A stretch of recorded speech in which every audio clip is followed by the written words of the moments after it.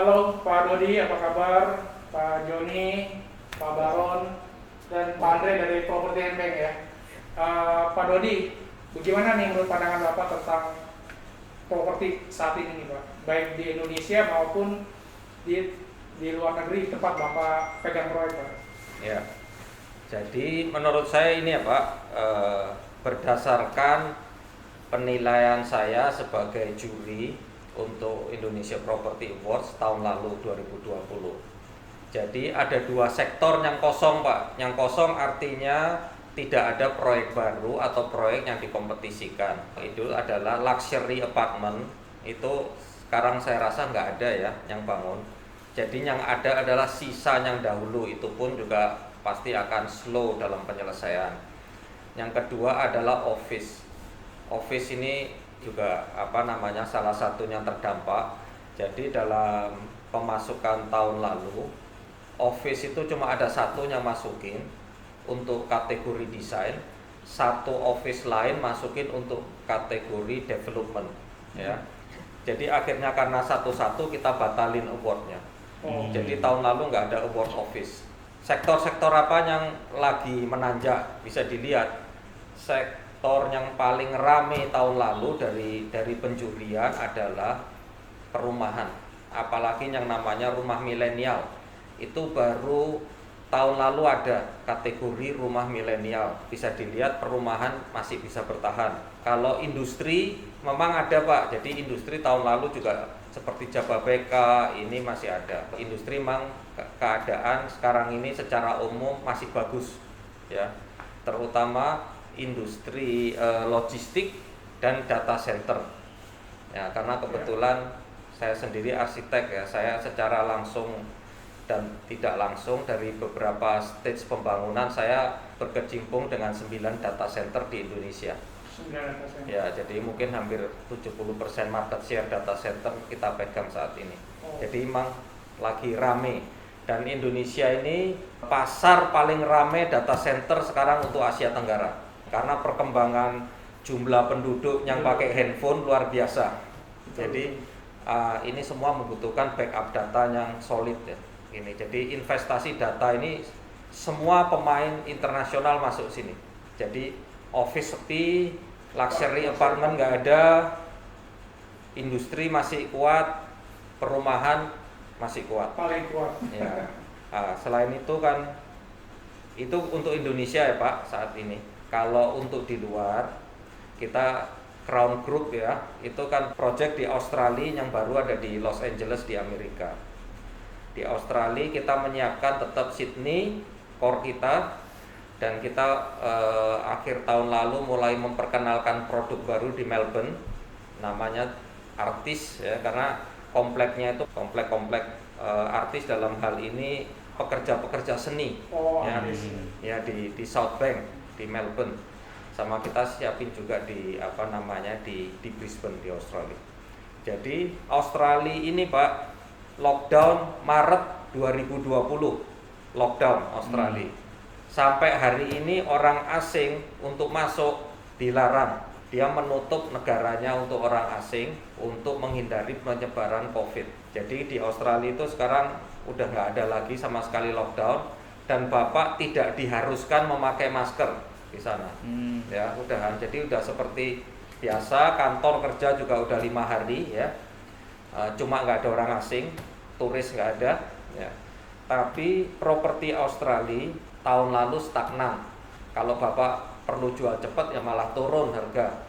Tapi tahun ini diprediksi nasional akan naik 17%. Harga secara umum itu naik berlahan Pak. Karena tahun lalu nggak naik, tahun ini naiknya lebih tinggi dan permintaan pulih. Permintaan pulih ada dua Pak penyebabnya. Pertama adalah suku bunga KPR. Bapak kalau ke Australia di bank sekarang bisa dapat mungkin 3,5%, mungkin bisa kurang. Jadi Central Bank Australia acuan untuk ini cuma 0,5% aja Pak. Jadi suku bunga terendah dalam 7 tahun terakhir. Terus habis itu dipicu lagi pengurangan pajak properti. Jadi untuk pembeli di bawah 1 juta Australian dollar atau sekitar 10 miliar. Itu tiap-tiap negara bagian beda. Ada yang diskon 50%, ada juga yang free sampai harga di bawah 600.000. 600.000 itu udah rakyat kecil di sana, atau setara dengan 6 miliar ya gitu. Jadi dengan insentif itu tiba-tiba permintaan properti menggeliat. Bulan Maret ini aplikasi apartemen baru adalah puncak rekor tertinggi submission. Jadi developer udah mau masuk pasar semua. Jadi boleh dikata udah normal, tapi tanpa kehadiran banyak orang asing. Tetap orang asing ada yang beli Pak, dari Cina, dari ini, mereka online aja beli properti karena pasar Australia itu udah mature, maksudnya pasarnya udah matang itu. Sedang di Los Angeles proyek kita di Los Angeles ini kita awasin Pak, karena COVID ini di Amerika agak tidak terkendali. Jadi puncak COVID di Amerika adalah Januari 2021. Karena mungkin ini ya, jadi COVID ini naik terus di Amerika, puncaknya Januari 2021. Tapi di Amerika pasarnya agak aneh juga di Los Angeles. Jadi kita proyeknya karena cukup signifikan ya size-nya. Jadi kita awasin dulu penjualan properti gimana di Los Angeles. Dan menariknya Pak, pada waktu COVID ini naik terus, ternyata properti di Amerika tuh sempat drop kira-kira April Mei, tajam sekali dropnya ya, dari harga dan dari penjualan turun April Mei. Tapi begitu penduduk Amerika terbiasa dengan kehidupan masa COVID, bulan Oktober 2020 ini COVID masih naik ya Pak, COVID-nya masih naik. Penjualan properti dalam dolar di Los Angeles udah kembali sama seperti Oktober 2019. Jadi COVID naik tapi penjualan udah balik. COVID-nya masih naik ya, bukan turun ya. Nah, kalau dilihat sekarang, di Amerika diprediksi tahun ini harga akan naik dan penjualan udah normal dalam term value. Februari itu ada turun sedikit tapi sekarang balik lagi udahan ya. Jadi Australia dan Amerika ini properti udah bisnis seperti biasa aja gitu. Kalau di California itu nama proyeknya dari Crown apa? Namanya sih sekarang belum keluar Pak ya namanya, tapi kita di Los Angeles CBD itu apartemen dan hotel ya, dalam satu komplek, bawah ada sedikit retail. Oke. Gitu. Jadi itu yang pasar yang kita amatin, karena di situ kita bermainnya di pasar itu. Jadi cukup kaget juga karena Amerika COVID-nya pun masih belum reda, tapi penjualan udah sama dan tahun ini udah diprediksi naik Pak, seluruh Amerika. Tapi kalau dilihat dari kemarin ya Jumat itu ada berita Amerika udah kembali ya Pak, growth. Jadi GDP-nya udah kembali naik untuk quarter pertama. Udah langsung melejit melebihin prediksi analis-analis ini ekonomi, kembali naik. Jelas mungkin belum normal tapi keadaan udah positif karena udah dalam tren naik ya GDP-nya. Kalau bisnis di Indonesia saat ini pada drop semua atau ada peluang bisnis apa yang lain mungkin Pak yang Bapak dengar? Kita memang agak sulit kalau persisnya dari ini, mungkin pengamat properti atau yang ini bisa tahu, tapi saya lihat cuma gini, sekarang bisnis apa yang kita jalanin. Kita sejak COVID-19 ini kita sign 9 proyek baru Pak. Proyek kita yang besar-besar pada berhenti semua, karena itu bisa triliun, bisa ini ya berhenti. Tapi kita ada sign 9 proyek baru dan salah satunya adalah kantor pusat Net 89. Net 89 ini perusahaan informasi teknologi, dia jual robot khusus untuk main forex ya Pak, foreign exchange itu valuta. Jadi saya juga kaget karena saya pun bilang ya sungguhnya dengan budget yang ada sekarang 650 M. Wow, besar sekali. Ya, mestinya dia bisa dapat kantor yang seharga 1 triliun hari ini di Jakarta ya. Gitu, tapi dia bangun baru, udah pilih BSD ya, BSD karena menurut dia kondisinya cocok untuk pengembangan sebagai kantor pusat dan couplingnya Dia beli 2 adalah kapling nomor 8 dan kapling nomor 9. Ini sekarang lagi dibangun Pak, mungkin satu-satunya proyek besar ya yang dibangun tahun ini. Tahun ini pasti bangun. Soalnya kita dikejar-kejar dan kita udah tender pondasi, jadi bisnisnya lagi kinclong, lagi menanjak cepat. Itu Bapak yang desain kan ya? Iya, saya kebetulan kita yang menang dari desain competitionnya. Oh, ini ada majalah dari Property and Bank nih Pak. Ya. Juga ada Pak Andre nih. Iya. Jadi Pak Andre kita mau ngobrol-ngobrol juga ya Pak. Ini majalah ini Pak, ini ownernya. Oh, oke. Ya, jelas di sebelah owner ada gedung yang bagus ini yang saya desain. Yang Bapak desain. Ya, dan apa namanya yang mengolah ini informasi ini adalah ini Pak Andre dari Property and Bank. Property and Bank ya. Ya, the best. Inilah Property Magazine. Ya. Ininya. Oke, terima kasih Pak. Ya. Mudah-mudahan bisa memberi inspirasi ya Pak, bahwa sebenarnya ekonomi di Indonesia pun juga sedang beranjak naik Pak ya. Ya, saya Tapi rasa di luar sih negeri, proyek dari Crown growth juga ya, 17% ya. iya, jadi harga perumahan secara nasional diprediksi oleh Reserve Bank of Australia akan naik 17% nasional. Wow. Nah ini kita mau ngobrol sama Pak Joni nih Pak. Pak Joni ini kan developer ya, cukup besar lah ya, lumayan besar di daerah Tangerang. Amin Pak Ismet. Tapi Bapak dikelilingi raksasa nih Pak, ada Tenjo dan Maja. Iya. Sebenarnya harusnya kan dalam posisi COVID ini Bapak kegencat nih Pak. Iya, Tapi iya. saya dengar cerita-cerita dari Bapak malah tidak terlalu mengalami hambatan karena Iya. Bapak bermain di Blue Ocean nih saya dengar ya Pak ya. Bikin sesuatu perbedaan sehingga Bapak bisa Iya. menembus dari kompetitor Bapak. Bisa cerita sedikit Pak, bagaimana Bapak bisa mengatasi raksasa-raksasa ini Pak? Terima kasih banyak Pak Ismet. Nama proyek Bapak dulu apa Pak? Kita ada 2 proyek yang sedang jalan Pak, di Ya. Tiga Raksa dan di dekat Maja. Oke. Memang betul kita diapit oleh 2 pengembang raksasa, oleh Citra Maja, Ciputra, dan Kota Podomoro. Itu luar biasa Pak. Jadi jarak dari lokasi kita itu ke mereka itu cuma jarak 5 menit saja, ke kanan ke arah Serang ketemu Citra Maja punya Pak Ciputra, ke satu lagi Kota Podomoro. Itu jaraknya kurang lebih 5 menit. Dan posisinya sama, turun kereta kalau di Podomoro turun kereta Tiga Raksa, kalau di kita turun di stasiun Cikoya. Ke Maja turun stasiun Maja. Jadi kita di tengah-tengah. Jadi diapit Pak, Iya. bukan digencet. Gitu. Kira-kira boleh tahu nggak nih Pak, Bapak saya dengar Januari terus ini growth nih Pak, sementara kayak Tenjo itu bisa jual sampai 1.700 unit launching Bapak, tapi tetap penjualan Bapak growth gitu Pak. Bisa cerita mungkin sedikit rahasia bagaimana nih Pak? Iya, itu yang menarik ya Pak. Tapi tadi saya dengar cerita Pak Dodi luar biasa sih, menarik. Berarti kan pasar properti memang lagi menaik ya. Dan yang saya petik itu optimis. Kita pasar properti kan kita udah ketahan cukup lama ya.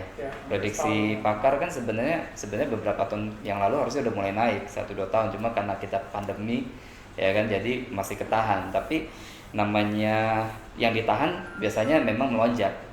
Ya bola yang makin ditekan ya membalnya makin tinggi. Nah itu saya syukuri. Jadi untuk kondisi kita Pak, memang yang tadi Pak Ismet sampaikan, cerita tentang terhimpit itu tidak terjadi karena pada dasarnya kita di daerah Tangerang, itu termasuk Tangerang bagian selatan berarti. Jadi sekarang itu ada Citra Maja dan Kota Podomoro. Jadi yang dikhawatirkan itu menggerus konsumen, menggerus rencana membeli rumah, apalagi kan kita mainnya kan di kelas milenial ya, yang punya penghasilan mungkin di sekitar 4,5 juta sampai 8 juta. Itu jadi ternyata Citra Maja punya produknya, Podomoro pun punya produknya. Tapi ada satu hal yang tadinya saya tidak menyadari juga. Ternyata dengan grup besar ini dia mengundang sangat banyak calon pembeli rumah milenial itu. Jadi iklannya di mana-mana, mereka mengedukasi juga tentang produk mereka dan banyak banget orang memperhatikan daerah situ. Jadi Bapak kecipratan lah istilahnya. Jadi saya kecipratan. Jadi minimal kalau misalnya Podomoro yang belinya 1.000, ya saya cuma 1-2% cukup lah Pak.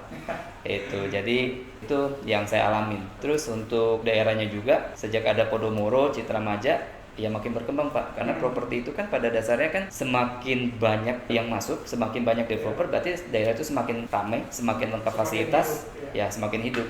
Dan itu memang ciri-ciri tempat yang akan berkembang Pak. Ya, syukurlah berarti Bapak di masa COVID ini bisa mengantisipasi Ya. raksasa ini ya. Bahkan berarti Bapak ikut arus dari raksasa ini ya. Ya, lebih Karena Bapak pasti punya terobosan-terobosan yang bagus. betul. Bukan mengantisipasi. Tadi kita cerita tentang kecipratan juga satu. Kecipratan. Terus kedua, kita punya pola yang berbeda karena Kota Podomoro punya iklan luar biasa. Ya. Terus semua di sana memang banyak, selain Podomoro, Citramaja ada pengembang banyak juga di sana. Iya. Saya teringat tentang Blue Ocean yang Pak Ismet sering sampaikan. Karena semua developer biasanya bilang dia paling murah, Ya. paling strategis, Iya. barangnya paling bagus. Paling lengkap. Selalu itu paling lengkap fasilitasnya. Saya pikir untuk kelas yang pangsa pasar saya yang saya jual, saya kan jual rumah kan 160 juta Iya. sampai dengan hampir 500 juta. Iya. Ada yang mau 600 juga ada. Tapi pada dasarnya itu ketika mereka punya penghasilan 4,5 juta sampai 8 juta, mereka itu nggak berani beli rumah. Mau nanya pun nggak berani. Jadi mereka itu merasa belum cukup mampu, belum cukup siap untuk beli rumah. Ya. Jadi kalau ngomongin kantor pemasaran kita bilang, Pak, rumah saya modelnya bagus, harganya murah. Mereka nggak akan nanya, Pak. Nah, yang kita rubah itu mindsetnya. Jadi kita ajarin ke Oke. tim pemasar kita, yuk kita bantu orang supaya punya mindset yang sebenarnya dengan UMR bisa punya rumah loh. Gimana caranya? Nah, itulah kita bentuk sosialisasi. Mengedukasi lah. Kita edukasi. Jadi Blue Ocean yang Pak Ismet sering cerita, saya mengilhaminya itu. Jadi Ya. saya rubah, bukan tentang produk kita. Memang produk kita cukup strategis, cukup terjangkau, modelnya juga bagus-bagus. Tapi saya pikir saat ini bukan itu yang paling penting. Kalau dengan pangsa pasar dengan gaji 4,5 juta sampai 8 juta itu, saya pikir mereka cuma perlu tahu sebenarnya mereka itu bisa punya rumah sekarang, bukan nanti. Ya. Itu. Saya dengar Bapak juga malah terus ya bebasin tanah ya, Pak. Artinya Bapak yakin tahun ke depan ini ekonomi terus membaik Ya, Pak, optimis Pak. Ya. Saya makin optimis kenapa? Karena tadinya waktu ada Podomoro masuk itu saya ada kekhawatiran, wah ini kue akan terbagi nih. Saya coba cari data di internet, sebenarnya butuh rumah berapa banyak sih? Tapi ada satu berita yang bikin saya kaget. Kalau nggak salah inget itu saya dapatnya di Detik Property. Jadi itu ada berita di sana yang mengatakan 81 juta milenial itu belum punya rumah dan siap punya rumah. Ya. Saya kaget, bener-bener terkaget-kaget atas data itu. Saya pikir yang digaungkan sama pemerintah, backlog kan kita dulu 5 tahun yang lalu kan 12 juta. Program pemerintah sukses, tiap tahun produksi 1 juta rumah. Berarti logikanya udah berkurang 5 juta. Ya, sisanya 8 juta dong. Tapi ternyata 81 juta milenial kita yang notabene punya gaji sekitar 4 juta sampai 12 juta itu siap punya rumah. Saya kaget, berarti dengan lahan saya yang ada, itu aja nggak cukup. Berarti yang saya lakukan, kalau misalnya 80 juta orang ini tahu, sadar punya rumah sekarang, itu properti akan melesat. Ya. Itu aja poinnya menurut saya. Ya, oke Pak. Itu jadi optimis Pak. Optimis ya 2021 Optimis ya. banget, optimis banget. Sudah dikasih tahu sama pakar. Iya, pakarnya udah cerita. Wow, saya bilang. Nah, kalau Pak Baron nih, Pak Baron ini kan sebenarnya backgroundnya adalah di finance otomotif Pak. Betul Pak. Nah, terus Bapak rencana mau bangun perumahan di mana nih Pak? Ya, kami ada rencana mau bangun di Jakarta Selatan Pak, di mana lokasi kami radius 10 km itu dikelilingi oleh perumahan-perumahan mewah yang harganya antara 3 sampai 9 M Pak. Dan dekat ke Pondok Indah saya dengar ya. Betul, 5 menit dari Pondok Indah dan 1 km dari jalan tol Pak. Wow. Nah, kami rencana mengeluarkan di area yang 3 sampai 9 M, rumah 3,5 lantai harga 900 juta Pak. Wah, itu pasti laku tuh Pak. Mudah-mudahan Pak. Iya, pasti laku karena di daerah mahal ada rumah murah Pak ya. Pasti Betul. tuh banyak yang mau beli tuh Pak. Ya, kami senang sekali data dari Pak Dodi juga mengatakan bahwa landed residential Ya, yang betul. menyasar kepada kalangan milenial. Setuju juga dengan Pak Joni yang datanya juga sama Pak, landed residential yang menyasar kepada milenial. Segmen kita juga sama Pak, landed residential dengan gaji 30 juta ke bawah Pak. Iya. Gitu. Jadi kami sangat optimis dan kami juga sangat senang.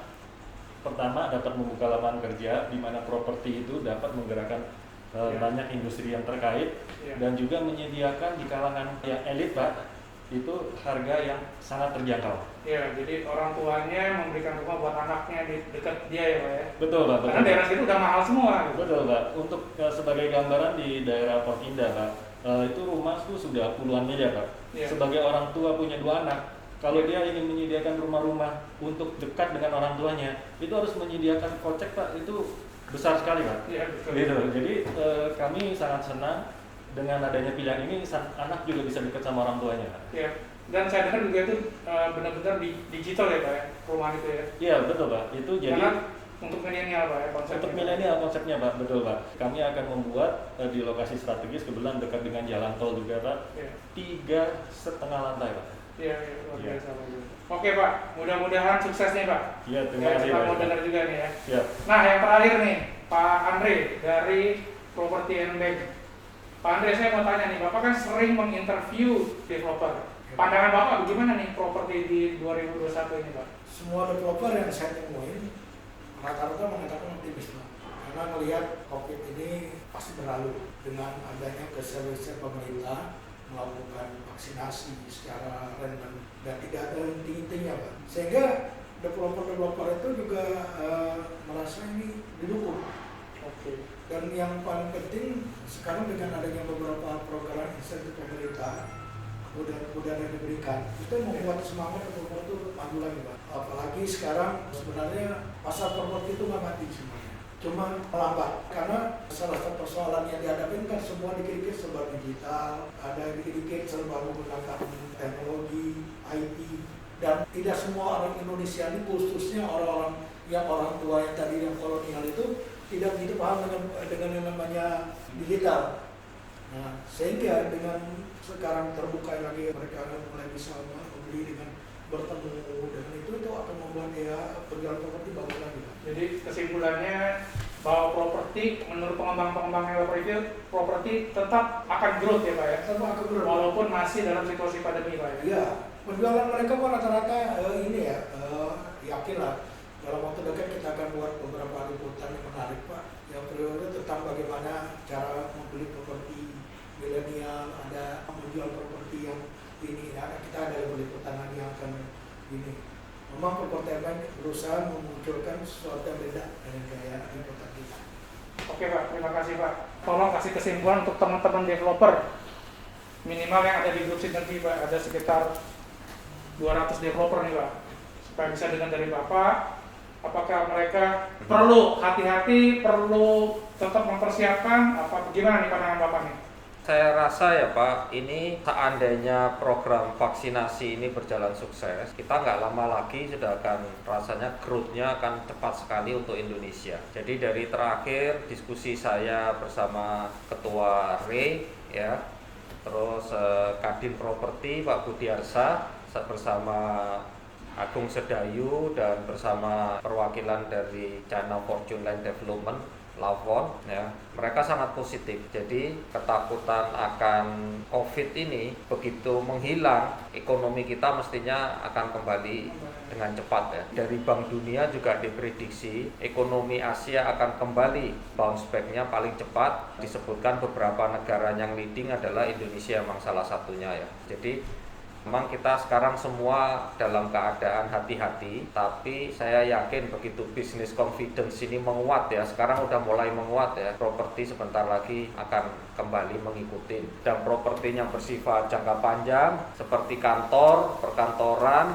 dan luxury apartment mungkin akan menunggu lebih lama mungkin ya. Tapi kalau perumahan, apartemen menengah ke bawah ya, atau industri, ini akan cepat sekali bounce back-nya. Oke, terima kasih Pak Dodi. Jadi kita harus semangat Pak ya. Semangat. Dan properti pasti akan growth Ya. di 2021.